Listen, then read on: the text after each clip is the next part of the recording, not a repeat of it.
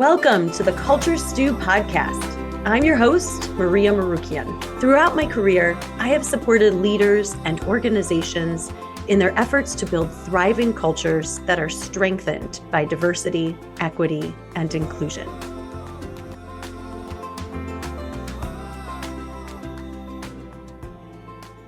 Hello, Kai. Welcome to the show. Hi, Maria. It's so good to be back.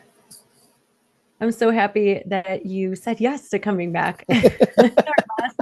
Our last season, we had such a fantastic conversation with you and your colleagues around joy.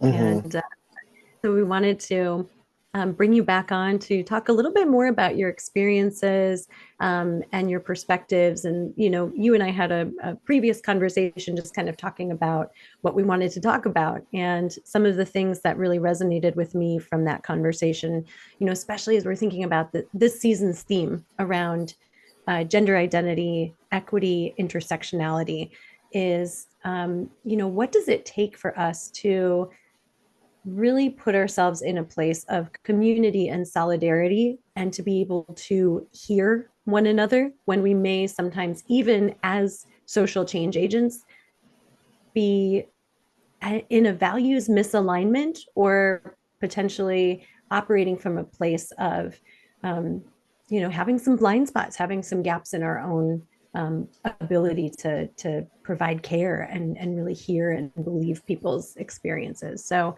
I'm so happy that you were willing to come back on and just for us to have an open conversation about that. So first question, just for us to get grounded in and know a little bit more about your backstory, Kai. So if you could share with us, tell us a little bit about, you know, when you think of home, where or what represents home for you, and yeah, a little bit about your sort of your journey to where you are today. Yeah. Oh, that question of home. For a long time, I would have just quickly answered, you know, I live in the San Francisco Bay Area. That's my home. I live there. I'm actually considering, planning a move up to the Portland area next year. So I feel like home might be a movable frontier right now. But certainly part of home is, you know, in the LGBTQ community, we talk about how we have chosen family. And so I have such strong, you know, friendships, networks, people in the San Francisco area. That is going to be something, a big change of, you know, how do I maintain some of those relationships? And of course they'll change when I move. Yeah. I love that. Thank you. And what was the other part of that question?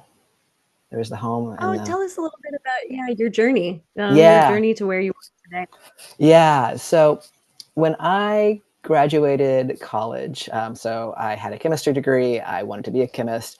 And I was one of those people, which is like, why are we talking about leadership? Why are we talking about culture? Who are these HR people? Because they don't understand chemistry. Why are they interviewing me? And I just want to be in the lab doing cool science. And, you know, had a few experiences in the workplace with different leaders, different cultures. And I got answers to that question of why that human side of things matters so much, of why leadership and culture impact the ability of even scientists to do really great work. And a real turning point was getting to work with a leader who had both a coaching and a mindfulness background, which for people who are familiar with science, we tend to promote people who are really technically brilliant and assume that they're going to come up to speed on the manager side, you know, and some people have aptitude for it, and many just want you to do the thing as a manager rather than understanding more of that human side. So anyway, finally getting to work with someone who was really invested in individual and team growth and development, when I got to see how much I grew and how much the entire team grew, I knew I wanted to do more of that in my career. And so that's when I began making the change. So you went from being, you know, in the lab to being more focused on sort of the human-centric side of organizations. What led you to doing the work that you do today? You know, I think it was that interest in the human side of things. And also, you know, I still bring, you know, parts of my scientific self, and I love working with complex systems. And you don't get much more complex than an organization when you start looking at all the ways that different people, groups, and departments interact. And then you add on the external environment for a whole nother layer of complexity. So. Yeah, absolutely. We were talking I kind of wanted to shift gears a little bit. We were talking about the need for community and solidarity when we're engaging in any sort of systems change, culture change, but particularly when we think about it from an equity and social change lens. And I think so often, historically, when we look back over the last several hundred years, honestly, with any social change movements, we have only seen significant progress when people do come together, sometimes with different uh, different priorities, but common goals. And when they can find that common cause and sometimes set aside some of the things that are in their own best interest, but for the best interest of the greater group, there's that power in larger scale movements. And yet so often we find ourselves sort of divided and in kind of infighting or not understanding or feeling like, well, my priorities should supersede your priorities. And so I wonder if you could talk a little bit about um, your experience in that regard, and how do we sort of transcend that kind of natural human instinct to divide. Yeah. And there's something poignant here, because part of the reasons humans have been so successful is the way that we are able to partner with each other and come together as groups. Yeah. And it is hard, right? Um, yeah, I'm just thinking, like, also part of our human nature is, when we feel scared or there's mistrust or we feel misunderstood, a lot of times our natural instinct isn't to lean into, okay, let's have a hard and vulnerable conversation. Let me think about what I might need to change in myself in order to be a better partner, while also, of course, expecting accountability from the other side. It's really easy for us to misattribute bad intentions to somebody as soon as we feel like, oh, I'm not feeling, seen or heard in the way I want to. So I think working in solidarity requires so much introspection, growth, trust, accountability, and change from both sides. And it can be so easy that as soon as you see any signs of some of that not happening, to escalate and to be like, oh, see, I knew it all along. These people aren't trustworthy, or whatever your particular story is. Right. Yeah, absolutely. We reinforce those pre-existing beliefs all the Yeah. time. Yeah, Yeah. absolutely. Yeah. Are there personal stories or examples that come to mind for you? Well, I think for myself, everyone brings all of their own experiences prior to the past to every interaction we're having. And, I grew up in a home where, it really wasn't safe to, voice my needs, voice my opinions, be vulnerable. And so that's been something I've had to learn. I mean, it's come with discernment on, not everybody is someone who is trustworthy. Yeah. And when I find people who are trustworthy enough, can I take that risk of having a hard conversation? I think of someone who's a really good friend, and she was doing something that was really annoying me. And I tried, right? And I tried to, like, very polite and, like, subtly and, like, hint that, I don't like this. And she missed all of that and just kept on going. And she's a really direct communicator. And finally, I remember thinking, okay, this might be the end of the friendship, but I actually have to say something, Yeah. because this is so annoying to me. And so I just came right out. And I remember I was like, man, this feels like a sledgehammer to her head. And afterwards, she thanked me. She's like, I really appreciate that you said that. I really appreciate how direct you were, because I understand where the boundary is. And to her credit, she's never done that again. Wow. But I remember Yeah. it took so much courage to be able to say that. And, it took, someone who was able to, like, hear it and be willing to change. And our friendship is so much stronger now because of that. Yeah. I think that really speaks to the amount of vulnerability that we need when we're giving that kind of feedback and also receiving it, right? We Yeah. have to really put ourselves in a place where it's like, I don't know how this is going to go, but I'm just going to come out and say it. Yeah. Yeah. And I'm almost to a place now where I almost think it's less important, and not that it's not still important to, like, do your own homework and learn, and like, what are the things I need to do to be in relationship with someone? How do I Mm-hmm. treat people, respectfully, even when their definition of respect is different than what I might expect? Like, that's all still important. But I almost think it's more important for people who are open to changing, to people who are like curious about how, yeah, I think the way I'm showing up is, probably the right way to be. But when, they give feedback or see that it's not landing, they're willing to change without it shaking like the foundations of who they are as a human person, as a human, right? Like, they've got just a little bit of resilience around that, to know that they're not always going to be perfect and they're not always going to get it right, but they can make corrections. Like, for me, that is so much better than somebody who's memorized all the quote unquote rules. And if you can find a rule that applies to everyone at all times, like, please let us know. Right. Right. But sometimes when people feel like they've memorized all the rules and then they get feedback, it's like, it really Mm-hmm. rattles them. And Mm-hmm. they might shut down, they might lash out, they might just not hear you. That's always fascinating to me, is when people just literally don't hear you and like keep on moving, like you didn't say anything. Yes. Yeah. Yeah, absolutely. You know, thinking about the season's theme around gender identity and just the multidimensionality of that, right? That Hmm. not everyone who identifies, within a particular gender category is having the same experience. Right. And, you know, I'm curious to know what your experience has been like, in terms of your journey as a trans person, Yeah. and where you have experienced solidarity and community, and where maybe some folks that you anticipated would be there for you were not. Yeah. So I transitioned fairly recently. I think it was about 6 or 7 years ago. Mm-hmm. And on one hand, my transition has been such a positive thing for me. I am so much happier in my body with who I am. Like, it's a huge net positive. Mm-hmm. And interacting in a world that was not built by or for trans people, and in a world where there's so much misinformation and disinformation about Yeah. us, that has been extremely challenging. Mm-hmm. So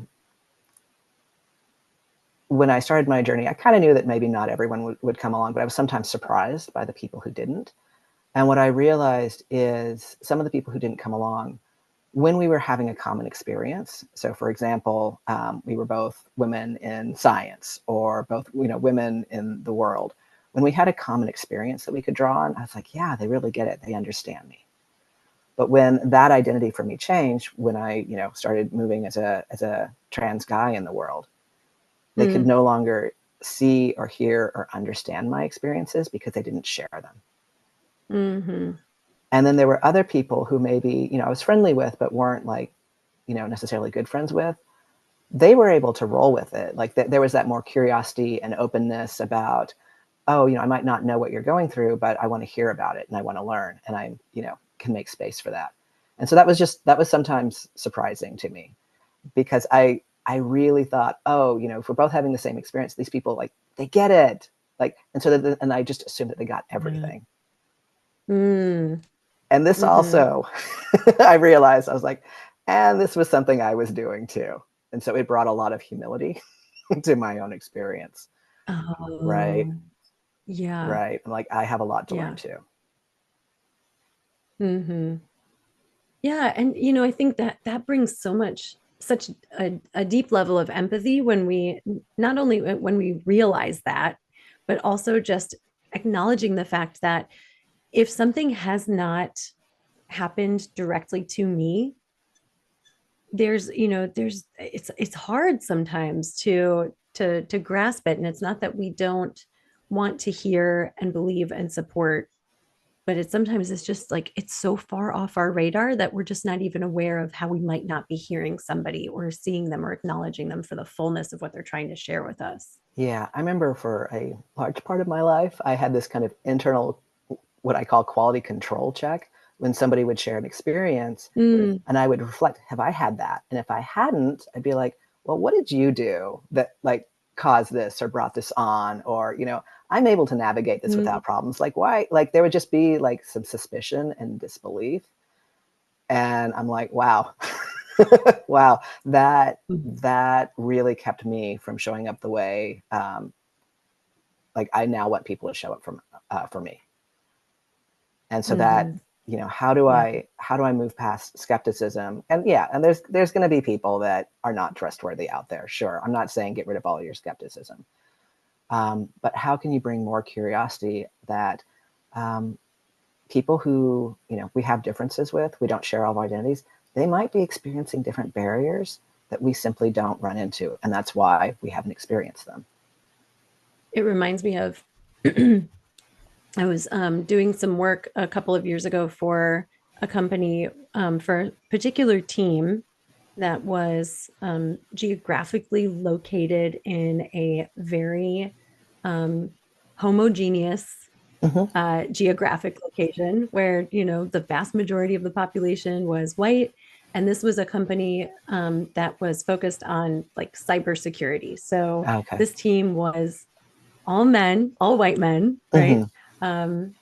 Coming from sort of like a more rural geographic space. And one of the members of the team had been on medical leave for a number of months because they were transitioning Yeah. and coming back to the office as a woman, as a trans woman, and the HR and leadership wanted to make sure that they were really taking a proactive approach to ensuring that this person felt supported and included and cared for. And so we kind of facilitated a dialogue slash training with this team.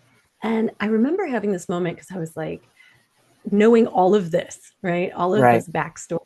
I'm coming in with my own preconceived notions about how these Mm-hmm. guys are going to show up and, be skeptical and, dismissive and maybe even make some jokes. And I'm like mentally and emotionally preparing myself for them to be, just very guarded and discrediting anything that we're trying to get across. And as we're talking and sort of, exploring this idea of empathy and, sort of, taking on the perspective of others, um, one of the participants unmuted and he said, I've been sitting here and listening to this, and um, I'm I find myself even wondering, I'm glad we're having this conversation, but at the same time, I'm wondering, to what extent do we need to? Because I don't know about you all, but, you know, thinking about where we work and what we do for a living and what our childhood experiences were like. He's like, I was an outcast. I was that Mm, like, you know, that computer nerd that everybody sort of made fun of because I was introverted and I wasn't like everybody else and I wasn't popular. He said, I know what it's like to be bullied. I know what it's like to be unseen and unheard and misunderstood. I would never wish that on my colleague. yeah. And so I don't care. Um, if this person is living as their truest self, I want to make sure they feel comfortable. And I Yeah. just saw all of these other heads nodding because all the other guys Yeah. on this team had that same moment of clarity, like, oh, I've been there, right? Right. And it was an eye-opening moment for me as the facilitator because all of a sudden it came into focus how much judgment and misperception I was bringing into Yeah. that situation, even Yeah. just thinking about how these folks were going to show up and what level of openness they would have. And so just a reminder for myself that, there are always instances where even when we do this stuff for a living and we think we're so open and aware, I'm like, I lose my curiosity before I even Right. step in the door with some folks all the Yeah. time. Yeah. Yeah. And that makes sense. And I think, differences in political views are just so polarized and so, Yeah. I will just say, like toxic and hot right now. And Yeah. part of that is because we always, when we meet someone who has a different political viewpoint, we assume that it is like to like the most extreme, like the most right word person or the most left word person. Yes. And we Yeah. forget that there is so much room in the middle where, you know, even someone who's like pretty far left or pretty far right probably doesn't 100% buy into whatever the current party platform is. They probably have room, at least on some issues. And especially when they've been in relationship to somebody.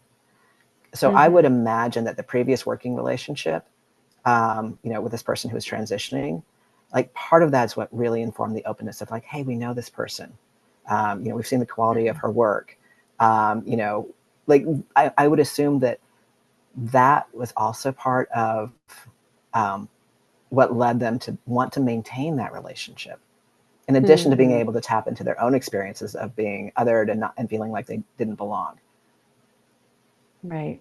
Yeah, exactly. Like looking beyond all of that to just see the person, the fellow human that is their coworker, and that none of that has changed, right? The personality, the values, you know, the skill set is the same. Right. So yeah. I'm wondering about you know, again, kind of going back to this idea of community, being in community, and finding ways to build more collaboration in some of our social movements. And, you know, that is something that I often see, even just in terms of, you know, whether we're talking about racial equity issues, gender equity issues, you know, gender identity and sexual orientation. Like, I feel like sometimes there's a little bit of a, well, you know, like our pain and oppression should be more of a priority than your pain and oppression. Right. Right. And you know, I'm not saying that there isn't some reason for us to explore those different kind of forced hierarchies that we've been put in based on identities to which we belong, right? But like we do ourselves such a disservice, I think, when we are in this space of this, you know, sort of deficit based scarcity based mindset. So I don't know, what's been your experience, or how do you overcome that in your conversations and doing this work? So I have kind of two thoughts on this one. And the first one is it's always important for us to do our own work, right? We, you know, came up within the system that has these, you know, hierarchies, and we've learned how to operate in that. And so if we want to do something new, we really need to look inward first. And we really need to like build some like, you know, some resilience around the fact that I'm not going to get it right all the time. I know, especially for white people, when we recognize that we've done something racist, or we see another white person do something racist, that can be a lot of shame and anger and distancing. We can be like, oh, that person over there is really bad, rather than, hey, like, you know, these are things that are in the air that we breathe.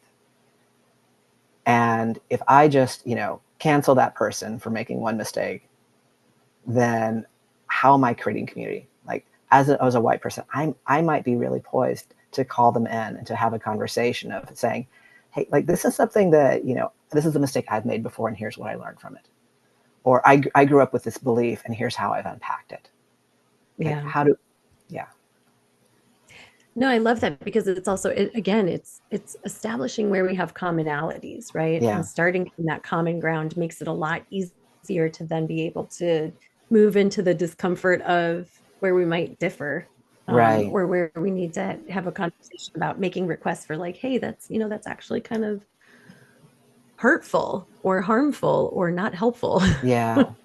And I think the other thing that's helpful to do is kind of understand common strategies that are used to disrupt people who are trying to come together in solidarity.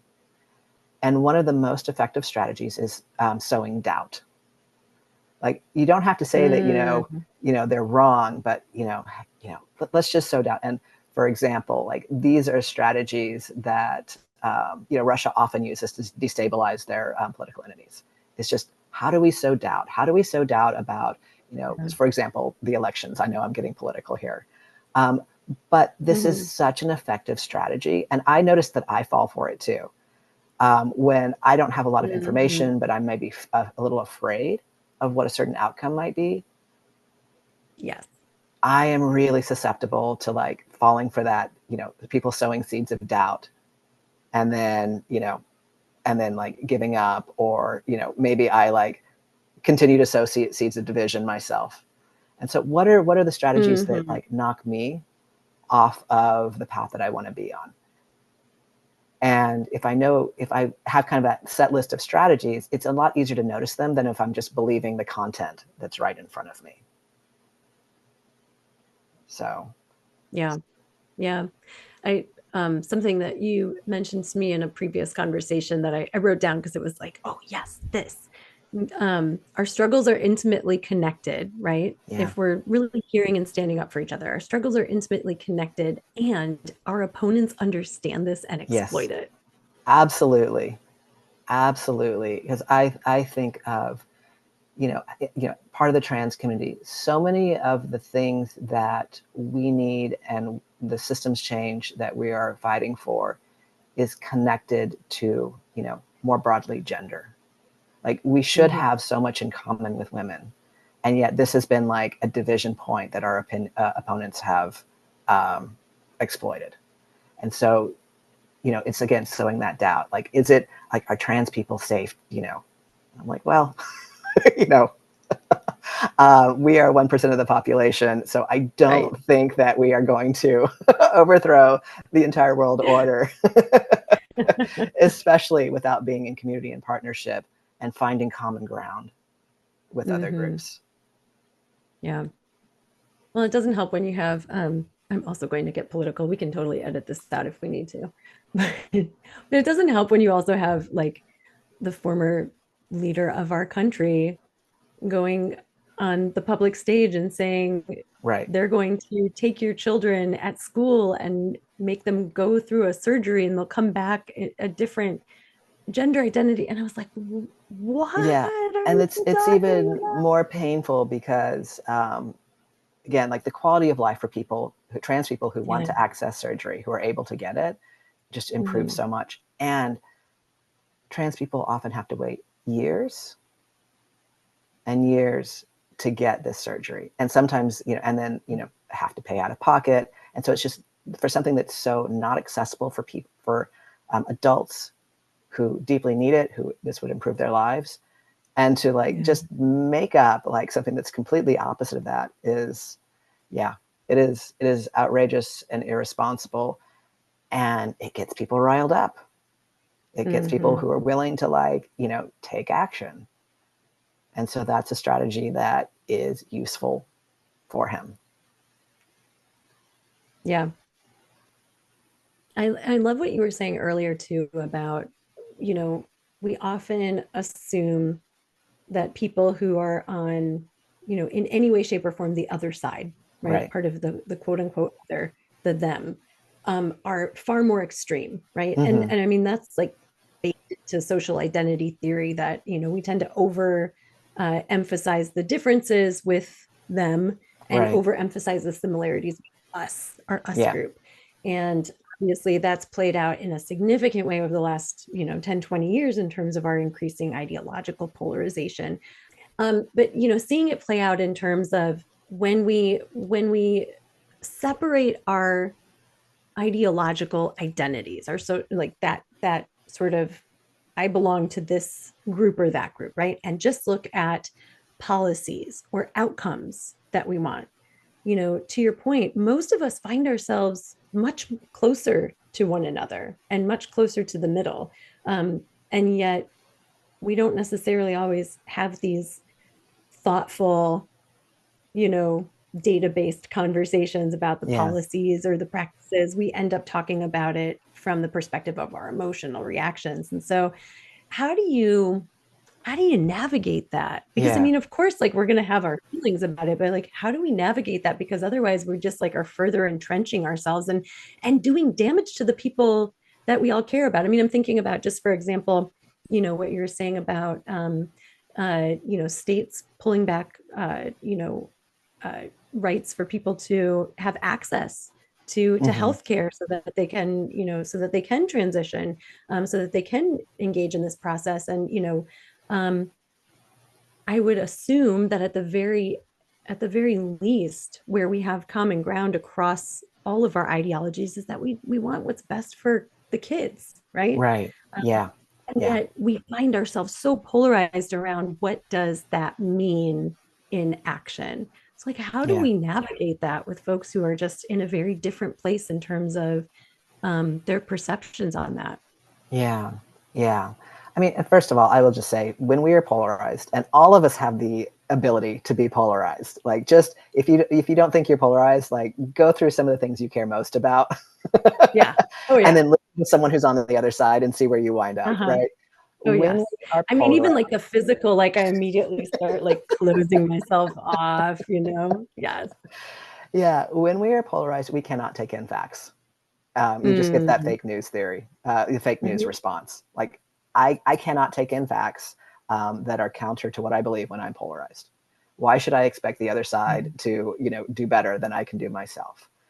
And so when we think of leading change, it's not a matter of like setting our emotions aside. We need a deep understanding and appreciation of our emotions. We need our emotions to be acknowledged. And Mm-hmm. we need that to be like, change leadership or change management is emotion management. Yeah. Like, change is hard, uncertainty is hard. Maybe like, even if it's a change that we really want, like, going through that process of change is still challenging. And so we shouldn't ask people to do something that we can't do ourselves, which is to set all of our emotions aside, especially when it's something we care deeply about. We can ask of ourselves and others to, to take some responsibility for our emotions, right? To, say, hey, like, this is a really charged conversation right now. Let's all like take a breath and be careful right now. Like, and so building and, supporting, containers where people have come together and said, we might have a shared outcome or a shared goal. And, how are we going to move together on that, even when it gets hard? That's important. I love that. I love that language. And because I was thinking about, we're having these sort of like higher level philosophical conversations right now about this, but it's also how do we translate this into daily work practices and what leaders can do, right? Mm-hmm. To create spaces where people can really hear each other. And I know that's something Yeah. that you focus on pretty intensely in your work. And I love what you were saying about, just it, we call it emotional ownership, right? That it's like, Mm-hmm. I can't leave my emotions outside and I can't expect you to do that, especially if we are trying to get vulnerable. It means we have to allow the space for the emotions to be present in our conversation without them owning us, without them Right. taking over Right. and prohibiting us from being able to hear each other. So, I loved the language that you used around let's just take a collective breath and Right. it's almost like that. Let's be gentle. Let's be Yeah. gentle with ourselves. Yeah. Sometimes we need to just remind ourselves of that when it is highly charged. Yeah. And then, finding a common language that is more growth Mm, oriented. Because, common language can be, it can be something that's extremely limiting and blaming and shaming. Or, a common yeah. language can be something of like, here's where we are and here's where we want to go. And here are some more Mhm, neutral words that we're going to use rather than words mhm, that, I might think are fine, but the other side, whoever they are, is like, wow, that's a horrible thing to call me. And, mm. you can find any two sets of groups, and what might be okay language in one group is going to be different in the other. So finding a common language that works for all of the people who are at the table and then building on that is also an important part of change. Yeah. So I'm hearing, acknowledging our own and others' emotions and allowing them to be present, but also taking some responsibility for them, Right. and also agreeing on some common language Yeah. that helps us to navigate and open ourselves up or expand ourselves rather than like contract and Right. Right. blame and shame. Yeah. Yeah. Are there Other practices that you find are really helpful for leaders to create those spaces for people to hear each other, to navigate difficult changes? Leaders who are able to talk about their own journey in adopting the Mm, change or their own processes of learning will help normalize that for other people. mhm. Because a lot of times it can be like, well, if you don't, get on board, then, you're either you're on the bus or you're off the bus. And that's Mm, just not how humans work. Like, we need time and space to process change. And depending on what we have going on in our life, there might be times where we like, oh, that's a change, no big deal. Like, and we yeah. just roll with it. And if we've got more going on in our life, if we just don't have bandwidth, or if it's something that requires us to change in a significant way, it's going to be a longer, slower, more difficult process. And so having, for leaders who have, compassion and empathy for, yeah, this is going to take some time and people are going to change at different rates. Paradoxically, by slowing down and making time for people to change, you can actually get people to adopt change faster. Yeah. Oh, that is such a difficult paradox, especially because we're so driven by this sense of urgency, like, Yes, we gotta are. get through it fast. Yes, I was we just are. having a conversation. I was doing a training yesterday for a client, and that's exactly what came up in the conversation. We're talking about like reflection and, sort of challenging our implicit biases and associations by just kind of slowing the thought processes down and asking ourselves questions and just kind of noticing, observing what is happening right now that might be impacting the way I'm interpreting the situation, all that good Mm-hmm. stuff, right? And one of the participants, this executive raised his hand. He said, I agree with everything that you're saying, but who actually does that? Because we are constantly in this state of frenetic activity and like the Yeah, demands that are coming at us. And he said, right. I want myself and others to create that space. And sometimes I don't know how to do it. Yeah. And I thought that's a really like, thank you for that vulnerability because I Mm-hmm. think we're all struggling with it. I would love to tell you, like, oh, it's easy, just do X, Y, and Z. But it's not. I mean, Yeah. I was, we struggle with that all the time. So like, how have you found practices, or what practices have you um, provided to leaders perhaps that help Yeah. them to like slow down the process when we're so conditioned to move fast and think fast? Yeah, there's one resource I like. It's called The Way We're Working Isn't Working.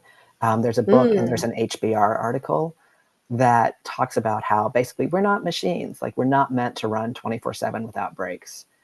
yeah. And it really connects, taking rest and taking breaks with performance. And so when you're working with leaders and companies, these are people who care about performance. They care about doing well.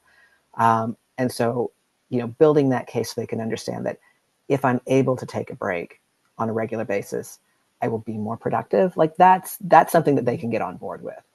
Sometimes if you tell like these really motivated leaders who are moving fast that, oh, you'll be happier or you'll feel more rested, they're like, that's not what I care about. Right. So like understanding what your audience cares about is important. Hmm. And then sometimes helping people disambiguate between feeling efficient and being effective. Ooh, that's good. Yes. Yeah, because I can feel like, oh, I'm moving really fast. I'm getting all these Yeah. things done. But then I Check, look check, check. back and I'm like, I'm kind of cycling between three tasks and not making a lot of progress on any of them, but I feel Hmm. really busy. Right. And then like doing it the opposite of, you time yourself on that. And then you can go back and do the same three tasks, but do them sequentially and see which one is Hmm. faster. See, this is the scientist in you coming back out. It is. It is. Here's my hypothesis.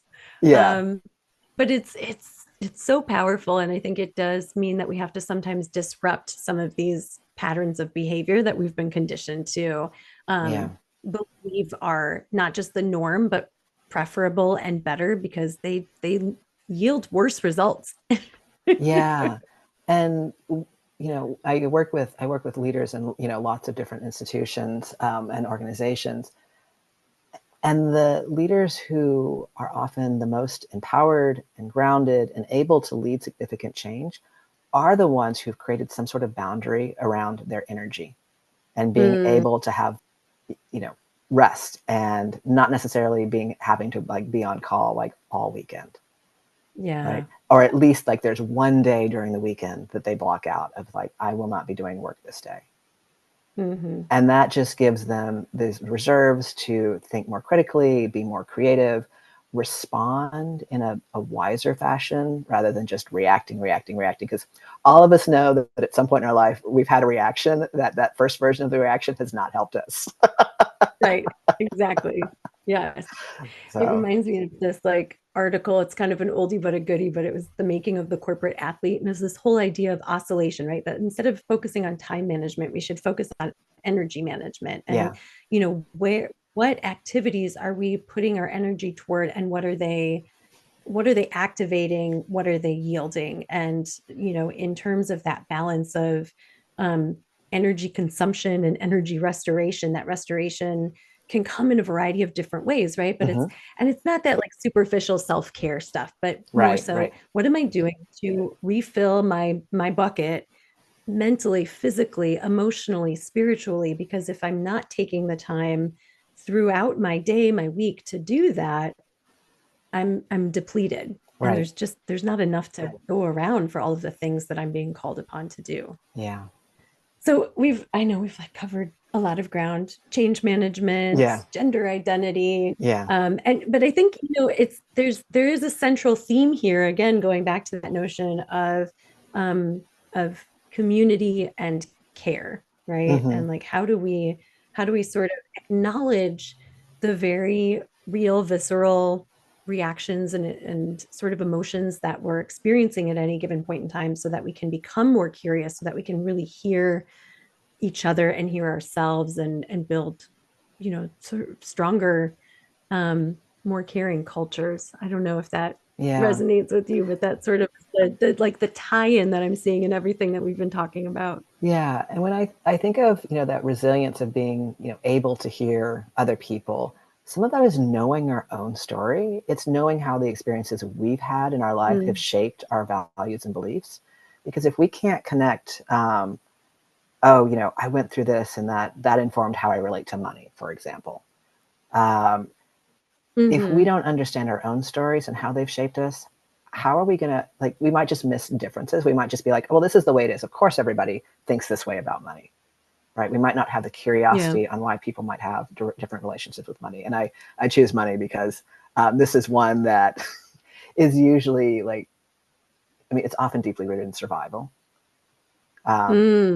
And so anything that's deeply rooted in survival, we can't always access those nice rational parts of our brain. Like we might know better, but then we've got whatever pattern we have, right? That gets activated, especially when we're stressed. And so, yeah, that curiosity about our own stories and how they've shaped us is going to translate and give us the tools to be curious about other people's stories and how their experiences have shaped their lives. I love that. Oh, thank you so much, Kai. This was wonderful. Yeah, you're so welcome. Glad that you came on and we had this conversation. And I'm definitely going to, I really like that idea of just, encouraging some of the leaders that I work with to be more intentional about acknowledging emotions during times of change, and just reinforcing that idea of breath and gentleness and and responsibility, right? Like those three things need to sort of coexist. Yeah. Well, thank you so much for having me. This has been a wonderful conversation. Thank you. We'll hopefully see you again soon. All right, sounds good. Bye.